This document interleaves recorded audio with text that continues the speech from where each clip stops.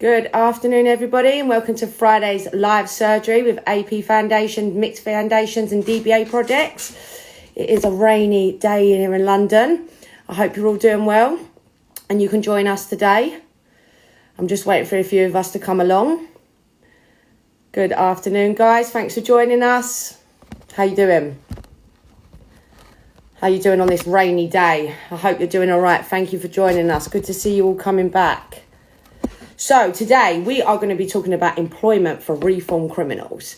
We're going to be talking about how hard it is to get a job once you've got that criminal record. And we're going to be talking to people that have got that first-hand experience with coming out of prison and trying to start their life fresh again. And we're going to see what opportunities there are and what paths you can take.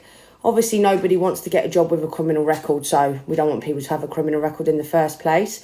But, you know, we're going to talk about how your life can go. Hi guys, I can see you all. Hi, welcome back. Thank you. Thank you for coming. So I'm just going to give you some facts and figures to start with. Nanny, I see you. Hi Nanny. Happy Friday. Okay, let me start with some facts and some figures. So say every 100,000 people come out of prison, 90% of them are unemployed, okay?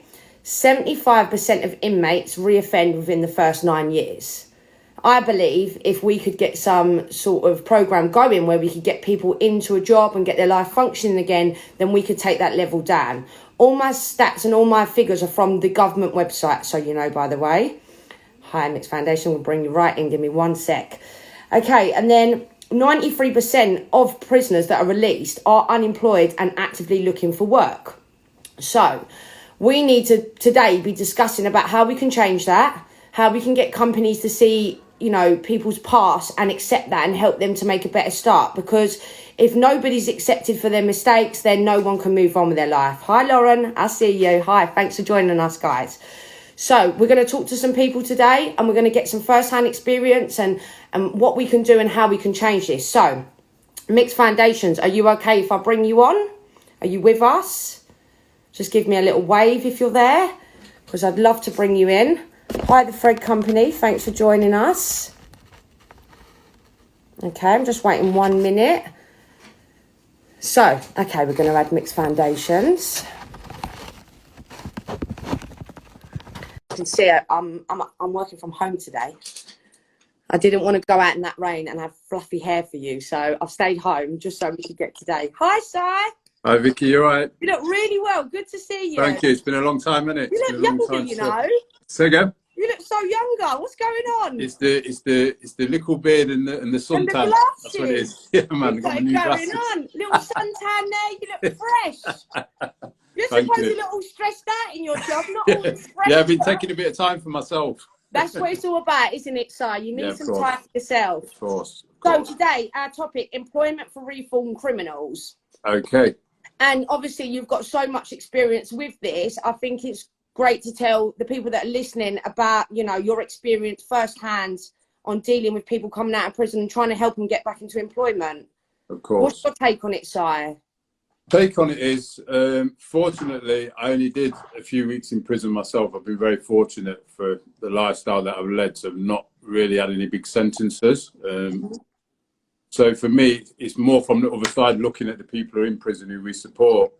And I think when someone's in prison and they've led a life of crime, and that's all they know, so some of them's never had a job. So I believe when they come out, they've got no confidence. They've got stigma because people's going to look at them as a convict, as a convicted. Yeah, they're a stereotype, aren't they? Right, yeah. And I believe there's always the temptation to go back into what they've been doing because they think, well, I'm never going to get a job. No one's going to employ me. Yeah. But the thing is, you've got different types of services. You've got statutory services, which would never employ anybody. Then you've got our services, which is third sector. So we're community-based. We've come from that criminal background. Yeah. And we've made it, so if we can make it, others can. Yeah, exactly. Yeah. And we need to be the middle people that make them believe, don't we? Yeah, like a broker, like brokerage. Yeah. And I think that I don't think, everybody needs a second chance. Even though I've not done long in prison, people know my background, where I'm coming from. So I was given a second chance. And through that second chance, now I have 2 successful companies helping people. Smashed it. Yeah, you see what I'm saying? You've got the proof that a second chance can be used and can be made advantage of, and you can be successful from that second chance. Of course. And then the other hurdle, what people think is, oh, I have no qualifications. Well, all the people that we employ, we believe that lived experience is better than qualifications. Yeah. So I'd take lived experience all day. So if you're coming out of prison and I see something in you that you want to transform your life and you want to work with us to help young people, I'll get you on. Then I'll train you up. Yeah. You understand me? Yeah. So it's about those second chances. But because we're coming from that background, for us, that's what we're all about. Each one teach one. It's such a shame, isn't it? Because we don't judge and we meet people on a people basis. And if we can see the love and passion they've got, then we will work our hardest to get them where they need to be. Of but course. Unfortunately, people don't get to know people, especially companies. They have no time for it. They look at your bit of paper and you're judged straight away. Of course. I mean, don't get me wrong. I was looking online this morning. There are some great companies out there that do support, criminals that have had that past and got a criminal background. For example, Halfords, okay? I was quite shocked by this, but they do a scheme where you come out, they introduce you into work, you learn new skills, you get a trade. And I just thought, oh my God, that's so amazing. And when I read more into it, the man who started this had actually spent time in a prison. Yeah, there you go. And then it makes sense. This man has seen people firsthand. He's been in that situation, so he understands. But how do you convert a man who's a self-made millionaire, never had a criminal life? How do you convert someone to employ someone with a criminal background? Yeah, it is hard. And again, the scheme that you had, we've had a few of them schemes in Nottingham. What I kind of promised to the employers was, if you took on these people, we're supporting them. So it's almost like it's on us. Yeah. So we're not just going to throw them into a job and go, there you go, you got a job. See you later. No, we're taking the responsibility with them. Yes, of course. So they're coming through us, through our good name. And we're going to supervise those staff, and we're going to give them one-to-one sessions and give them the emotional support they need to stay in that job. Yeah. So that's something that needs to be offered to these companies. And also, these companies need to be doing their bit for the community. Everybody. We are all one community at the end of the day. Yes, we are. If you live in a city and that whole community goes against someone with a criminal background, what is going to happen to that person? Yeah, exactly. The community is almost, they're almost accepting. They're almost part of helping that person go backwards. Yeah. Because no one's giving you a fresh chance. And myself, if I came out of prison and no one would give me a chance and I was trying and not getting anywhere, eventually you would just rebel. Of course you would. You'd go back to what you know. You would just go and just give up again, wouldn't you? Yeah, of course. And somebody's just put in the text now, low standard of pre-release support, rubbish CVs, no IDs, no bank account. Well, a few weeks ago, we were talking about working with people in prison. And I told you about gate mentoring, didn't I? About we start working with the offender while they're in there. Then we meet them from the gate. Yeah. Instead of them going to the friends to commit crime, they come to us, where we help them with employability. We help them get a bank account. We do the CV. So more gate mentoring is needed. So they're not just going to walk straight into a job. We need to get them job ready. When they're job ready, then we can present a case to these employers to make them consider if this is something that they do. That would be so much easier. That meeting them at the gate, if there was the funding to do more of that with released prisoners, the rate would go down straight away. Because like you said, we have to get them at the gate. Yeah, it's not talking about, young people. You have to start working with them at a very young age to stop this happening in the future. So if someone wants to come out of prison and have that fresh start, we need to be at that gate. And we need to be there in their heads, drumming it in their head that we can help them. They need to have someone that believes in them. Of course, yes. A lot of people go back to their own environment because 1, they feel comfortable, 2, they're accepted, and 3, they're not judged. Of course. I think it's so much easier to go back into your comfortability zone than it is to step away from it. But to step away from it, you need people like us that are going to believe in you from the minute you walk out of the gate. That's 100%. Yeah. And that's why we need to be role models to these people. Yeah. We need to be role models, and we need to be advocating to the employers. I'm going to try and bring Andy on with us as well. No problem. Yeah, just give me a sec, because you know what my technology can be like sometimes. No, you're good, Vic. You're good. Okay. So I've stayed at home today because I didn't want to have frizzy, drying hair when I got there. Yeah, it looks amazing. Thanks. I've just stayed at home for pure vainery. Well, it's all good. It's all it was good. all dry out, and at 10 to 12, it just started chucking it down again. I was like, thank God for that. So I've literally moved the whole front room around, making it work, but it's fine. We've got there. It's Friday. I'm glad we're on it. Yeah, no, it's And good. I've just tried to invite you if you can see me on. We've got some. Hi, And. Hi, good afternoon, Simon. Hi, Andy. How you doing? Good You okay? afternoon. Great. My wallpaper is different to yours. We're doing well. We're moving it about. Our hostess with the mostest, Vicky, It definitely is. I refuse to leave home today. a new twist to it today. Yeah, yeah. We're all on. We're all on. So, and obviously, you know our topic for today. What's your hands-on experience with leaving that prison gate and trying to start your life with, you know, getting yourself together with a job and stuff? It's a nightmare, you know, and this is one of the biggest problems that leads to reoffending, because what it is basically, throughout the system, it's been this way for a very long time. There's lack of preparation, you know, preparing people, you know, firstly to house them so they can actually go into somewhere they can be, and they can be obviously have safe shelter over their head, and importantly so they can, you know, find employment, which is a means to make money. And if you're making money and you're sort of housed, it reduces the risk of reoffending instantly, you know. Yeah. And right, so where do we go with that? I think there are employers now out there who are willing to take on ex-offenders. There's a great big push on at the moment. Yeah. One of our partners in what we do, Careers Academy, are a great advocacy for this. Huge amounts of jobs are being made available on the rail link. There's lots on fibre optic cabling. Yeah. Really, really well-paid job. Obviously, construction sectors, things like this. So, and I just want to say, if there's anyone's listening that's just heard some of that and they're like, okay, then contact us. We can tell you more. Yeah, 100%, you know.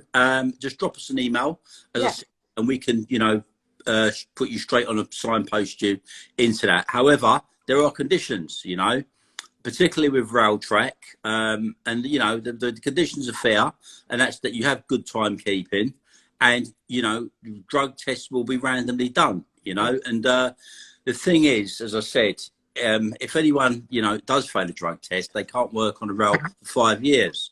So it's a choice you have to make. You know, you either want to actually, you know, change your life or not. Get on a path to, you know, sort of making a life for yourself, or stay in the hole, perhaps maybe you put yourself in coming out of prison, you know. So how I see it is like this. Opportunities are becoming available. Prisons now, you know, are realising that they have to make preparations. As you rightfully said, Simon, now they're trying to actually signpost people at an earlier stage, which is something we're sort of really want to be advocates towards doing. So people can, rather than be thrown out the gate onto the street, actually be able to process within a prison, you know. Yeah, so get that process going before they're not just being chucked out and left. Correct. Yeah, they do that in Sudbury.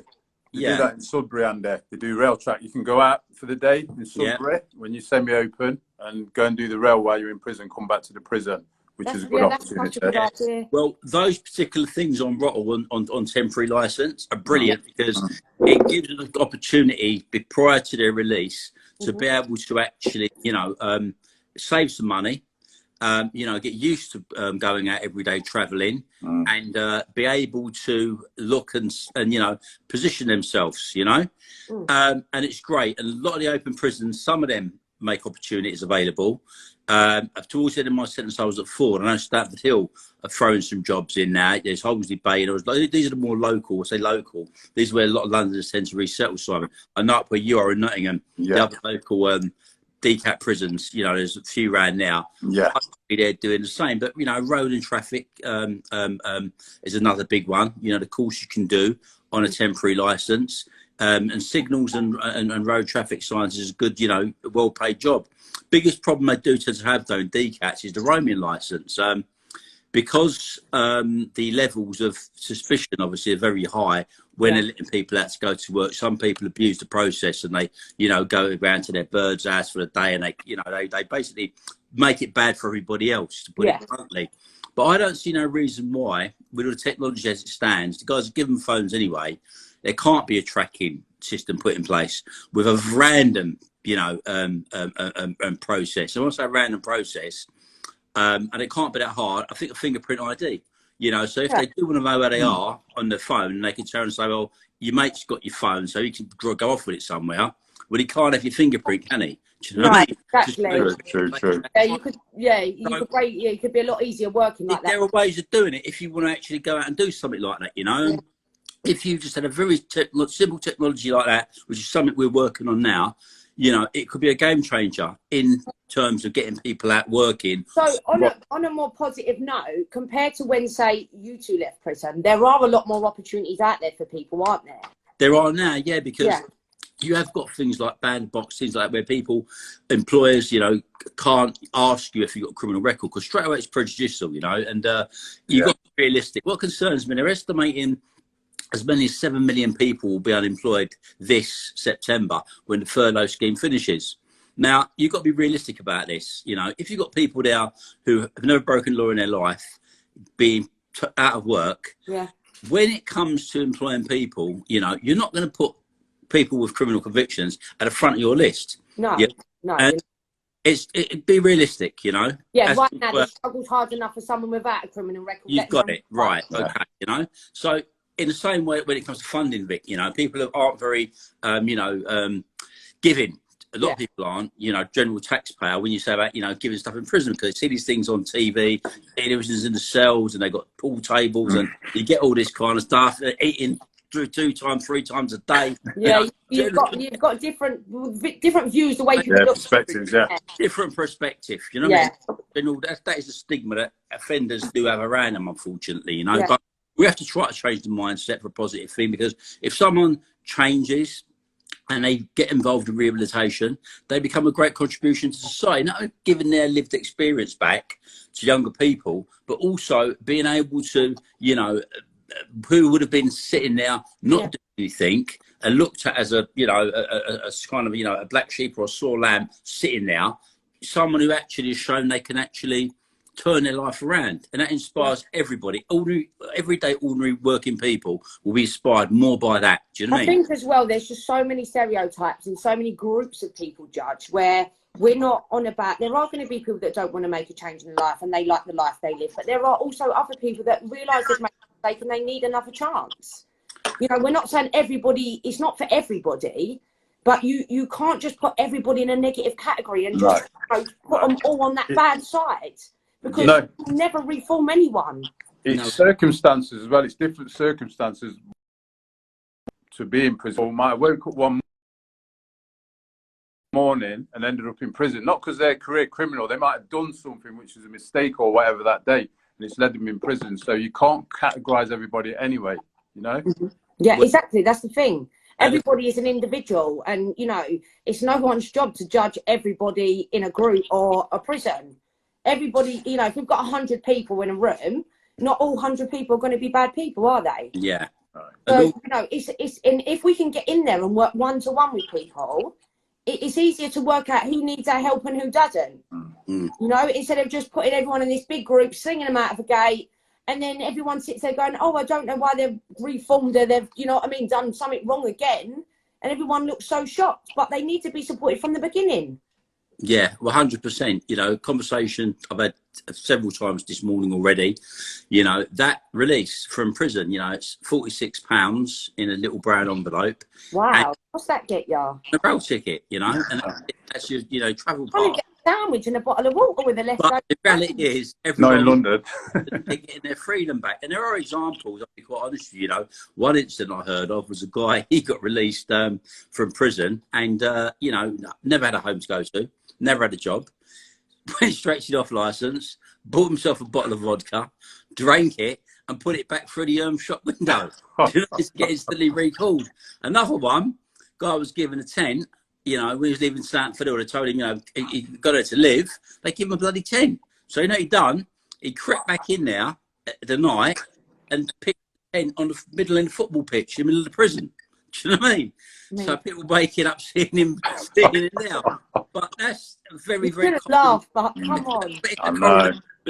I know it sounds, it's too strange to believe. It sounds strange to fix them, but it's actually true.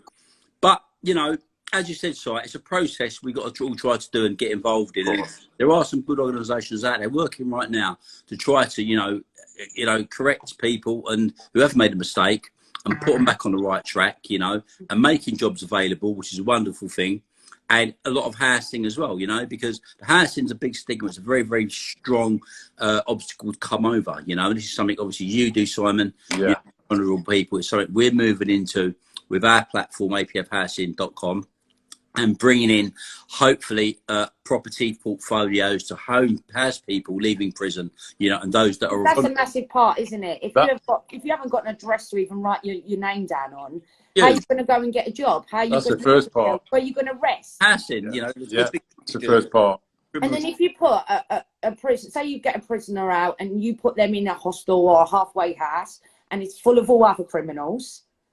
As well, again, you're just putting them in another prison almost, but with that freedom to go and do what they need to do.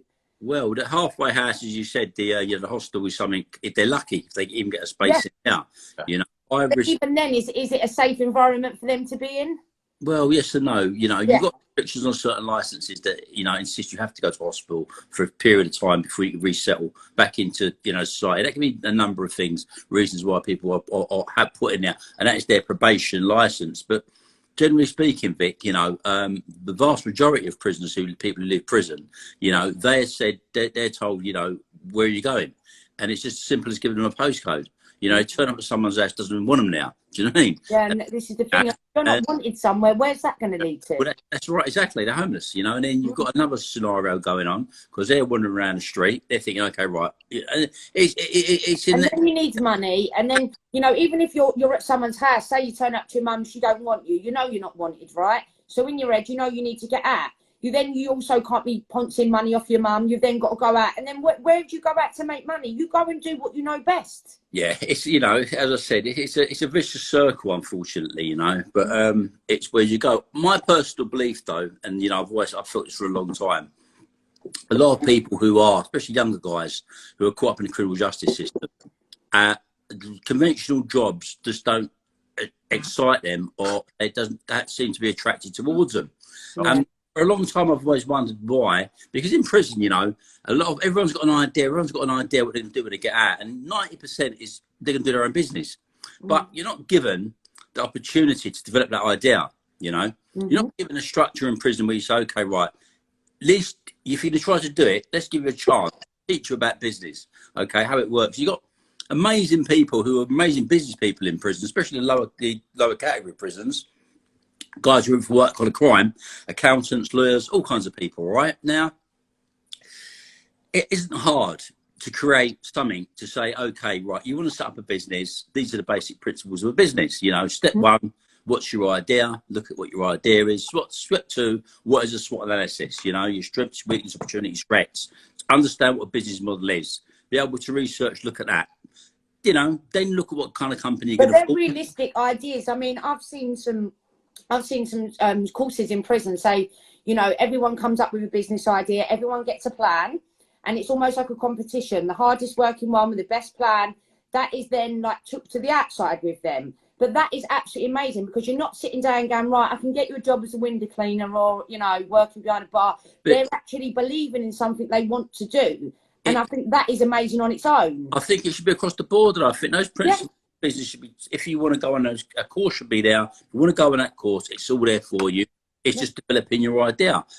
Banks can give funding to seed investment and to start up ideas. It happens a lot. If some acceptability is taken on board that, from prison, someone with an idea, if it's a good idea and all the stuff is done from prison, what should stop a bank from at an early stage interest? So actually, on your day of your release, okay, we'll consider lending you money to fund this project. Oh, I understand it's unsecured loan, you get all kinds of problems, but what stops there being a grant available to do that? Why wouldn't well, even if you were talking to a normal person with no criminal record and you gave them a loan, everybody is a risk. I could go and get loads of money for a nail bar right now, and my nail bar might not work, and I'll be I'll fail at it, but not because I'm a criminal, because I'm human. Every time they're giving it anyway, And what about the jobs that people do in prison? As they seem to me very basic and very boring. I feel like more companies could reach out to work with prisons to have a little bit more, I don't know, a little bit more prospect than packing light bulbs, say. Well, you see jobs in prisons. I must laugh because at Belmarsh you got the strawberry little punnet things. You pack the strawberries up for Tesco's. Yeah. You get or Sainsbury's. I think that's like £1 an hour they pay you to do that. Yeah. Probably less than that. And in fact, a lot less than that. It's like £1.90, I think, for a whole session. Yeah. Wow. Right. But then, and you know, and funniest ones at Coldingley, they wrap up headphones from Virgin Airlines. So Virgin Atlantic send all the headphones there. And, what, the ones you listen to on the aeroplane?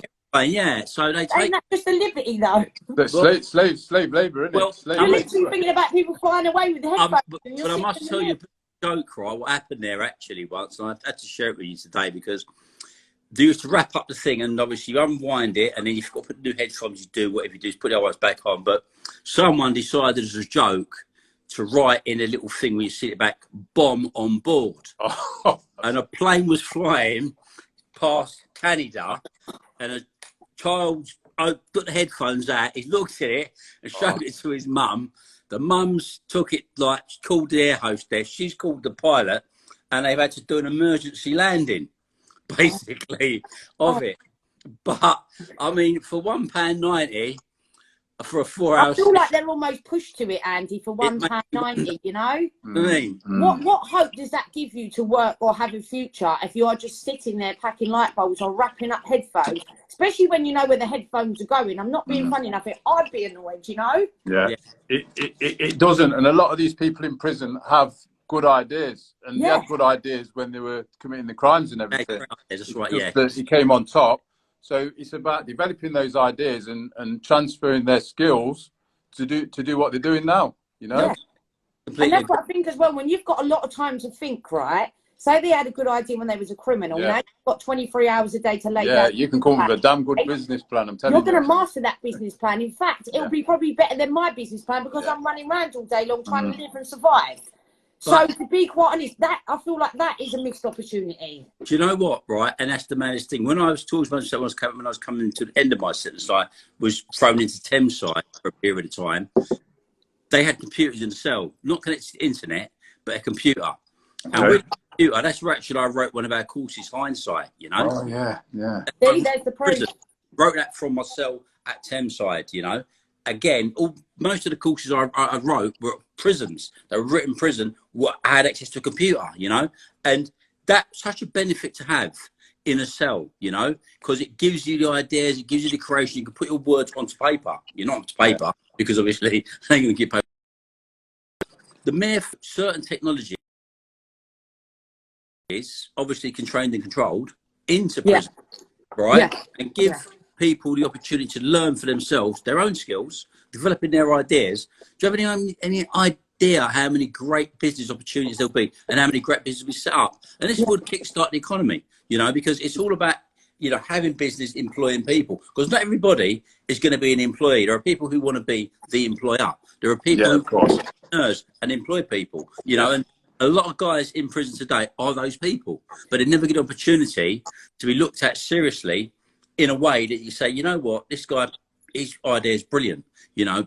Besides, so you can earn a luxury to watch telly in your prison cell, but then you can't earn a luxury to have a computer. Well, look, it's for many years, the Serco prisons have got computers in the cells. As I said, they were the first to do it, and they could order the canteen, whatever. But the most important thing, you've got Word documents on there, you've got spreadsheets on there. You're actually teaching yourself things. You're learning, you're becoming computer literate. This is a basic thing. Now, see these little hot comments you're getting here. Sorry, I have to laugh. Sorry. Don't worry about Andrew. Look at us. yeah. What's wrong with us? Have you seen how hot Simon's looking today? He's got glasses, beard, and everything. Yeah. I just want to go through some of the comments because we've got some people here getting involved with us. Okay. So, I can't really say their name. Sorry, Lord should say 88. Barbering is one of the big things that people do in prison. I know a few people have now got their own business coming out of prison, also becoming personal training. There is a new DWP, new enterprise allowance that is hardly promoted. This is why we do these lives, so we can get to know things that no one else knows, you know. We need the other issue with hostels is they tell my people not to get a job as they want the £400 a week they charge for the support of someone unemployed. That's another thing, isn't it? Sometimes when you come out and you've got to pay rent, it works out you're better off being on benefits. Well, yeah, that's right. But Yeah. also, back as well, you know, it's very difficult for people to be able to find their feet, you know. Yeah. But as I said, I think time in prison should be spent constructively, you know, and give the opportunity to do that. I said it's the greatest key you can do, and you know, it's that process, you know. And if you're gonna be in a position you can manage your money, you can, you know, have a fair chance or a fair crack at the whip. We have to rethink how we work with that resettlement. I think it's kind of like course. it's like starting again. It's like bringing a child up, isn't it? When you get a child to a teenager, you teach them how to get a job and how to live independently, how to cook, how to do this. It's the same sort of settling that someone needs when they get in. They almost need that mothering love. Yeah, because it's arrested development. You know, somebody who's a repeat prolific offender, in and out. So when they first went in, when they come out, they'll be mentally that same age, arrested development. So they have to be kind of retaught everything, you know, to be able to get on with life, like you said, like bringing a baby up. Yeah, you wouldn't just bring a baby out into the world and tell them no. That's what needs teaching, and that's why there needs to be more support around there, like AP Foundation, Mixed Foundation, DBA project, more peer-led support, because it's each one teach one. That's right. Teaching the next one, and the next one teaches the next one. Shame, you know, the blame game for shame game kind of thing, you know. And here we go. We're on the comments here. We're getting no fixed address, no benefits. So some people have to stay at someone's house just to sign on. But if that person's not comfortable or welcome at that house, that can then lead to something else negative, which goes on and on and on. Yeah, you see the housing that we provide. Obviously, we've got Mixed Foundations Listed Homes, mfhh.co.uk. We do solo placements. So when the young person comes out of a YOI, Young Offenders Institution, they come to us, but we don't fill it with other people, so they're going to influence us. We put one person in one house, and even though we have staff on, we're giving them their own home, and we're teaching them all the semi-independent skills: cooking, cleaning, budgeting, opening a bank account. We're getting into them. Say again. Can I come and stay? Oh, you want a bed? I'll sort you one out. I just got a new property. I'll send someone down for you. I'll make you some pie or something, but I just want to be looked after. But we want to give them a home, even though they've not had a home because their parents have placed them in care. We want to give them a home, and we want to teach them how to be independent.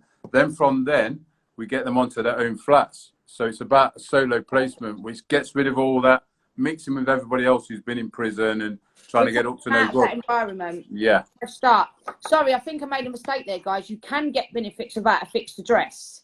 So that is one positive thing, but then you don't want to be homeless and on benefits either, do you? So I just feel like it's a catch-22 for some people, isn't it? Yeah. You can't restart your life without a home because your home is your base. That is your base. So you live on road. That's how you're going to rent. You know what I mean? And for some people, I mean, I've heard stories where some people prefer to go back in prison because they get so comfortable with that life. Yeah, 3 meals a day. Full of the outside that they just rather go back. And I feel like that's almost a trauma about the confidence and, you know, all the issues you get, because sometimes prison becomes that safety net. If you're there so long, it's like living in your house for so long, you do become comfortable and it's what you know. So when you come out and you've got to talk to people, socialise, work and stuff like that, the fear of that is like, what? I'd rather just stay in my criminal little bubble, you know? Yeah. You know, the obviously people in prison is another thing, becoming institutionalised, and it's really, you know, there's a lot of things with that, and I suppose it's a revolving door as well, because all right, so this can lead to different things. So for an example, you've got a young person who goes to prison, and he kind of, he's in there, he meets his friends, he doesn't do a particularly long sentence, he comes out, and then, you know, he's having it hard on the street. He thinks to himself, you know what, I'm going to go back and do what I do. And he gets caught again, gets a little bit longer, you know. You can't believe how many people do that, though, you know. It happens, Vic, you know, until it ends up with a massive sentence. And go on, Si, go for it. Yeah, guys, I've got another meeting, so I've got to jump off. Go on, go sunbathe. We'll get some other glasses. Yeah, thanks for today. Great to see you, both. And I'll speak to you soon, yeah? Thank you so much, Si. Right, take care. All right, bye. Bye. DBA projects, are you with us? Are you available to come on? Can you give me a little something in the comments if you're all right for me to try and add you? Oh, there you are, Ant. I'm here again. So yeah, so going back to it and stuff, becoming institutionalised is another big thing. You know, I've known, you know, a lot of people who have actually, I mean, served massive sentences, and they can't recover from that. One of my friends, God rest his soul, Norman Parker. You know, he would serve 28 years in prison, and I remember going out to visit Norman in Valencia on more than one occasion, and he used to back cook twice a week, and he'd freeze the food. And, you know, he was adapted to Tuesdays and Thursdays with cheese rolls. That's all he could condition himself to cook because he had them in Parkhurst, you know, and then he'd make a stew on a Monday, he'd freeze it, and then, you know, he'd have it on a Friday to eat. And that can happen when someone serves a massive long sentence. And it's worse than that. I remember in dispersal, and he's done 34 years, and we were getting the little TVs, you know, kind of older TVs used to get. These were the flat screens they were bringing in, tiny ones. And he walked up to him and was giving the TV. I said, you know what, Anne? The bed was a little bit bigger, I wouldn't want to come out for as never. I'm like, you've done like over 30 years. It was like, no. He said, I feel comfortable. Some people get so used to what they know, don't they? Dispersal prison, you know what I mean? It's like, I've like seen that. people come out and just live in a small spare room with doors shut all the time. Yeah, you know, so imagine someone coming out after a sentence, anything over 5 years, right? And then having that daunting fact of finding a home, finding a job. Do you know what I mean? It becomes a real obstacle for them, massive obstacle, you know, and you've got to find a way of breaking that down. We have to find some sort of way of, as I said, making the process easier, but it's got to start in prison. It's got to start during that sentence. It's got to be part of that process. Yeah. I think we got Chris, I think. Chris, I'm just going to bring him on. He's got a bit of experience with trying to get a job. Chris. 1 minute. Okay. I've invited him. Oh, have you got Dan's there as well. Do a double bubble, hun. Can I do a double? Danny in and throw in Chris as well. Okay, DBA. Okay. Get Dan in and you get Chris in. All right. It says Chris. Yeah. Hi, Chris. Hi, Chris. Hello, Vic. Hello, Anne. Yeah. Vicky, while you're at it. How you doing today? You okay? Yeah, I'm good, thanks, Vic. Yeah. So, Chris, I just want your personal experience. Obviously, you've done time inside. I hope you don't mind me saying that. And you've had to deal with coming out yourself and starting again. And what was that like for you, Chris? It was a complete farce, to be honest with you, because well, I was at Latchmere House when I was finishing off a big sentence, and I got a job driving special needs kids on the little coaches. Come to the end of my sentence, the employer no longer wanted me. You know, basically I got used slave labour while I was in prison. Yeah. You know, so we had a little bit of a falling out because he was meant to be my friend. Yeah. Tried to get employment. When I've had to declare my convictions, I went to an agency to do lorry driving. Yeah. And as soon as I had like armed robbery, firearms, and drugs, a lot of the companies that they were working for, just judge you straight post office and you know, just different companies that they was doing courier work for, just said there's no way this guy can be driving our goods, because what's to stop him driving off with a lorry? Yeah, you know. And as I said, I think a lot of it is, as Andy said, is the length of time you spend in prison and the seriousness of your crime is a reflection of how hard it is going to be to be employed. You know, I know like Marks and Spencer's employ people on release from prison, but you know, you can't have no thefts and or anything like that. So you've got to come under their terms and conditions, haven't you? Yeah, I mean, I was just looking on the laptop now. It says that it's only 17% of prisoners are gain employment on release. Now, when you think there's, I think there's 4,000 prisoners. 5,000 can't get released. Is it 5,000? Yeah. Yeah, so 5,000, 70% of 5,000 people, you know, get employed. The rest are on benefits. Yeah. You know, and that's when they go back to that old safety net of crime, so they earn money. You know, they go back to doing whatever they was doing before, because that's the lived life they have.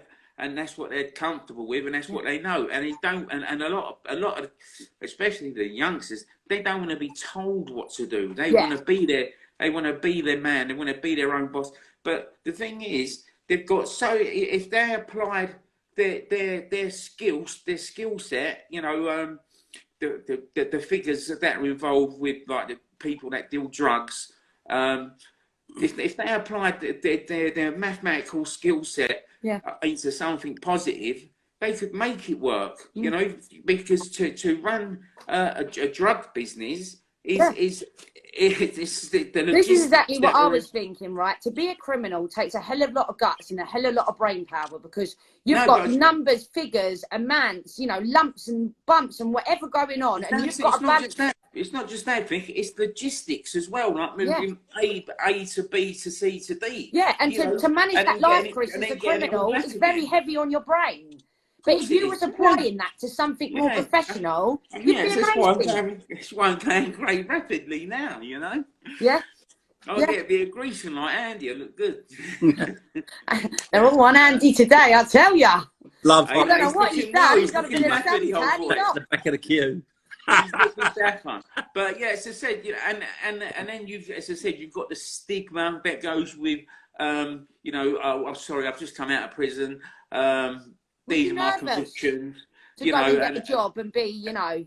And then, as I said, people look down their nose at you because they think, oh, he's no good, he's a scumbag, he's been in prison.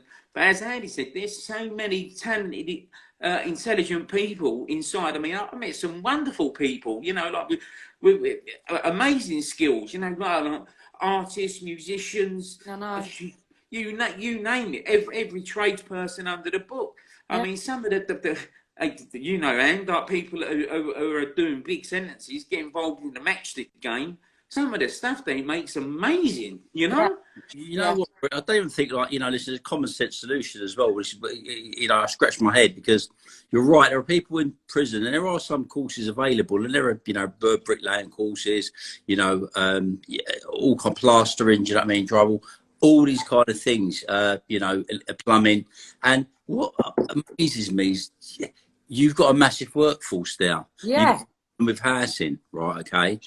Your problem with social housing, all right, if you decide to free up, let's just say the government decided to free up some, God forbid, greenbelt land, right?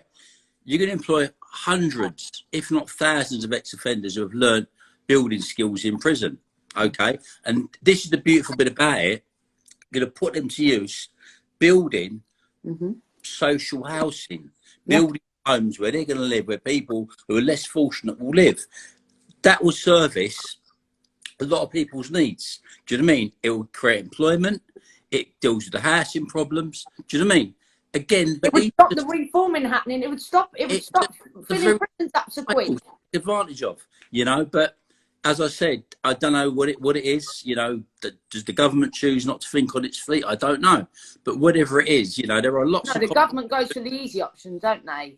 Because costing how much to put a prisoner in prison is easy to them, but to help a prisoner when they get out, oh no, there's no funding for that. Well, you know, no sense. We got that's where we need to come in more. That's where we need more funding. You know, if you went into a prison and met the people in there, I guarantee you'd be shocked. Like you said, the talents that are in there. If you done something like Prison's Got Talent, right? I guarantee you would be so shocked at the talent you could find in there. But everyone is just categorised as bad people. That's it, written off.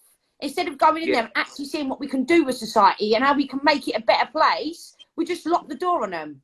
The danger with being put in prison as well. If you go in there for a minor offence, you're mixing with people that are being involved in serious crime. You know, and then you can actually. It does happen. You come out with a more of a criminal brain than you were in there, and you're given links to, you know, to go and earn money straight away. Sometimes if you can't beat them, you join them. Absolutely. You know, it's. Sorry, Chris. Do you want to throw Dan in for the last 15 where I am, honey? Yeah. Yeah, it's Dan on. Oh, I thought he was. Yeah, I did see Dan, him. are you on? Can you just say yes in the comments if you're okay for me to add you on the chat? Because when I did try and add him, it said unavailable. Oh, did it? Oh, sorry. My Yeah, error so I'll just try there. before I just foul all the technology again. They've leaving poor Dan out in the cold this week. Yeah. I think Dan's enjoying the break, you know. Sorry to cut you there, Chris. Yeah, you're on a roll. Sorry. No, that's fine. That's fine. You know, but yeah, you know, it's, as I said, you know, employment of prisoners has ex-offenders has always been an issue. It continues to be an issue, as I said. But there are some companies and there are some, you know, like-minded thinking people now who are actually, you know, thinking, okay, you know what, you've got a great workforce there. I do agree. You have to have. You just don't employ anybody. You've got to be able to toe the line because, you know, look, you're not going to get to a DCAT prison if you're misbehaving. So if you're out in society, surely there's a set of rules you can apply, you know, and those are rules are just good timekeeping, you know, respectable to a best degree of respectable behaviour, some individual can manage, and obviously, you know, don't take drugs.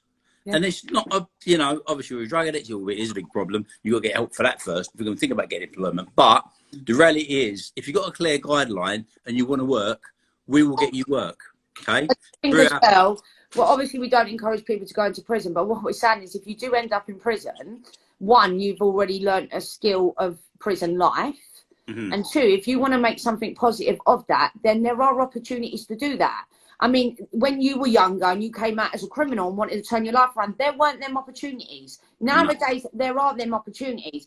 All you've got to do is want to make that change. And there are companies and foundations like ourselves that will help you make that change. Completely. Which is such a positive thing compared to 20 years ago. Yeah. And there needs to be more resources in a prison. You're proof of that, Andy. Without that computer in that prison, you wouldn't be doing this now. Or you might be, but it would have been later done. No, that's right. You know, and as I said, the progress that a simple access to a computer done for me, okay, changed my life. You know, completely honest.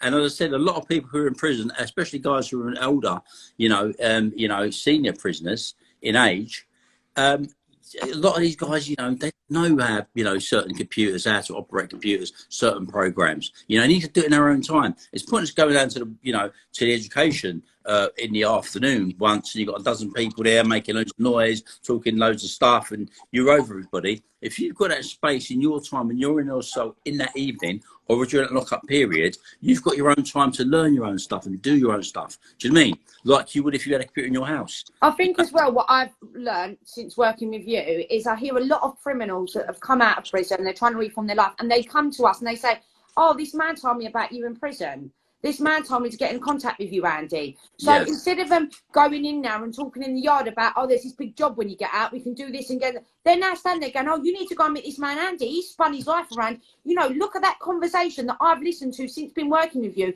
What a positive change that is. They're not standing in the yard talking about something they're going to do when they're out criminalised. They're like, go and find Andy Pritchard. He can help you turn your life around. Well, that's the conversation we want going. But the reality is, whatever lives we can change. Dan, can I bring you on? Say yes on the chat, please. What's he done? Oh, yeah. Dan just popped up again. Look, tried to drag him in. Yeah, you know. So I'm just reading the comments here. Man had these people who had access to 6 kg of nuts, living in semi-detached areas, Scarface is pure life. We love all your comments. Okay, Chris, I'm gonna swap you through DBA projects now, if that's all right, Chris. You actually leave Chris on. You can swap me, hon. All right, and you go back in your cupboard. Chris, you stay there. See you later. See you later, Ange. Bye-bye. Thank you. Okay, Dan, I've sent you a request. Please don't knock me back. There we go. Hello, hello, hello. Hello. Oh, look, all 4 of us are on. Did you hear me? Yeah. Well, now. 1, 2, 3, 4. Guys, we're smashing it today. Nanny Bite, we love you. Well done. We're proud of you, Nanny, by the way. Thanks for listening. Bye to me. We love Nanny. We love you, Nanny. See you soon. Hi, Dan. Welcome. Hello there. Hello, hello, hello. I'm having a bit of a crazy day today. I've got a kid missing at the moment. Yeah. So we've got a kid. Yeah, unfortunately, we've got a kid missing at the moment. So I'm having a night. He's been missing for about 15 days, and I think they're about to do a press conference or something like that later on today. So you've got your hands well and truly full. It's a mad one. He's in a trap house. I saw him last Friday. I told the story. I saw him last Friday because the police and everybody told me to go and find him. Yeah. So he didn't look good, but he left the trap phone in my car. And I've got no way of contacting him, and nobody knows where this kid is. He's not on social media or nothing, no? I was going to say, his trap phone in your He's car. disappeared off the face of the earth, and we're all... Is it you in Pentonville? Yeah, you'll end up nicked at the end of the day. Listen, it's been an absolute nightmare because, like, just call one of us if you need bailing. Yeah, listen, it was the only way of getting hold of him, and I literally, I was driving off about 10 minutes. I could hear this ringing in my car, and I was like, "What is that?" And then, yeah, I've got the trap phone. So, but the thing is, we haven't seen the kid. Nobody's seen the kid for like what now? 8 days. Dan, if there's anything we can do or we can share with social media, no, I've got a meeting in 10 minutes, so we're going to see what's going on. So that's what I mean. So I'm so sorry, guys. That's all right. Do not apologise. You're trying to listen. You're doing the job, aren't you? That's what we need you to do. Yes. So, Dan, let me just quickly pick your brains. What's your opinion on when you come out of the prison and you're trying to find employment and start a new life? What's your opinion on it? Says no. It's a bloody struggle for everybody, isn't it? Yeah. It's an absolute struggle. I just had a social worker, leaving care social worker, who called me the other day and just said, I remember the kid, he did the stabbing about 5 years ago, and he's asked to make contact with myself when he comes out. He's coming out in about 6 months because he's got no other option, sort of thing, and he's desperate to try and get into work. And the reality is he knows he's going to struggle because at the end of the day, he did an attempted murder. So I've said to her straight away, he's only about, I think, what is he going to be now? It must be about 2021. I've said to her, just tell him to link up with us as soon as he gets out. Because the reality is, for these young people and adults as well, coming out at the moment, without people like us out here, they're struggling. Yeah. Because people are not going to give them the opportunities. And I'm sure Chris and Andy can say that. I also hear a lot of time people complaining about the services from probation officers and stuff when they come out. They don't feel completely supported because... You know, some people do get good support work. I'm not saying that, but some people can be a right job's worth. And I just find it's harder for people if they've not got that personal connection with someone. And that's where we need to step in. Yeah, and I think through the probation, listen, they're trying to do a service, and I understand that, but they're what is it? The amount of people they're trying to deal with at the moment on a daily basis is just too much for them. It's no different to a social worker. So the work that they're trying to give to everybody that's coming out, they're not going to give them their 100%. So that's where the struggles are kicking in as well. And, you know, we're trying to be an alleviation in that moment to try and give them the support, to try and be there with their probation officers, with their support workers and whoever else they need in their life sort of thing, and try and guide them on that path again. But it's not easy. And I'm sure Chris and Andy can sit here and say it's not easy unless you've got the right people around you. Sorry, Chris? No, go on. Oh, so Sorry, I thought somebody said something. Yeah, no. But this is what I'm saying. There are just some people that don't click with their probation officers when they 100%. Come out. There's people on here now knows what I'm talking about. And this is where we need to step in and just, you know, even if it's not about hating on that probation officer, it's about making that experience better, the relationship. It's about guiding them. Yeah. It's about guiding them and making sure that we're here to support and be that bridge for them so they don't get a recall, as an example. You know, and making sure that they don't just end up thinking, up yours to the probation officer, I'm just going to go off and do my own thing. Is that Chris trying to talk? I feel like you're trying to talk, but we can't hear you, mate. Turn your volume up, Chris. Try to mute off, Chris. Can't hear you. He's muted himself. Should we just let him carry on? Muted yourself. Chris. We can't hear you. You know what I think it's Have you seen my crap sign language that I do to you lot? The whining thing on his phone. I think it's actually delayed reaction. I think he's frozen, isn't he? He's frozen. Yeah, I think he has. He's frozen. It's fine. It's fine. Yeah. So listen, we're trying to listen to you. With all of this, you know, with the support that we're trying to implement for people, we're obviously what we're trying to do with all of our organisations. We're trying to stop young people going to prison, stop adults going to prison when they come out, and trying to support them. So we're trying to give them that whole holistic support package in place for them. That's what we're trying to do. We're trying to create the change of mindset, whether it be their first time going in or they're on their first offence or anything like that. This is what we're trying to do. Yeah. Listen, I just see a comment here. I am Empowered Limited. I have a family member that might need to contact you. Then contact us. That's what we're here for. This is why we do these lives. If you're watching this right now and this is relating to you, Send us an email. Anyone Contact us, hear me? DBA Project, AP Foundation, Mixed Foundation. We're here. This is what this is about, to break up and make that change. We want to support you. This is why we do these lives. You know, if something hits home, then contact us. Completely. I don't know if you can hear your screens. Oh, Chris. But on the subject of employment, Yeah, we can hear you. More needs to be done in respect to advertising agencies and companies that are prepared to work with offenders on release. Right? Yep. Yeah. Is that it? God has spoken. There you go. I think he's really delayed. Anyway, on another positive note, we delivered a course last week. My friend Nick Levine, he spoke on stockbroking, which is an amazingly good course. And, you know, young people who are getting into these cryptocurrencies and want to kind of look at, test their hands at trading and get that. The video is going to be on the website. Is it actually on our on our YouTube and our Instagram? Yeah. Facebook. So if you get a chance to watch that, that's really worth watching. You know, maybe if that's your forte, you know, you want to actually, because look at, you know, playing in the big markets, you know, and looking to be a stock trader. Why not? You know, as I said, and if it's not, and if there is something else you're interested in, then there's no harm in contacting us, because if we don't have the course, we can make the course available. This is what it's about, working with you guys and delivering what you need to make you better in this world.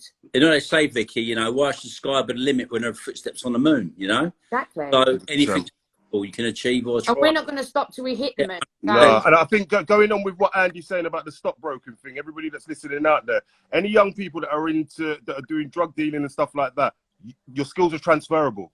Yeah. Your skills are transferable. You can work out how many grams and you can work out how many pounds. You know when to buy the product. You know when to sell the product. You know how much to sell the product for. It's the same way doing the stocks and shares. It takes some balls to be a criminal, and it takes some clever brains, okay? If you transfer that skill into something else, then you will be amazing. Just because you're good at drug dealing, it doesn't mean you'll be rubbish at everything else. You'll actually be better at something else because you've already got them skills. Yeah. You know, as I said, transferable skills, as Dan's rightfully said, that's what it is, name of the game. You know, mentioned the logistics, you know, moving stuff around and organising things. Same principle of running a business. You know, all you've got to do is adapt your mind.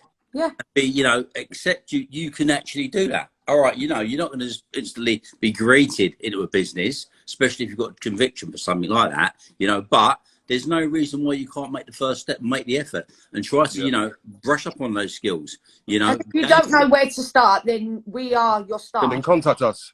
Can I just say, I just want to say something, guys, and I know I'm getting a bit off track about what the subject's been today, but something was on the news yesterday, and I think everybody just needs to hear this. The London Tonight yesterday, there was a load of mothers on there yesterday to do with this knife crime.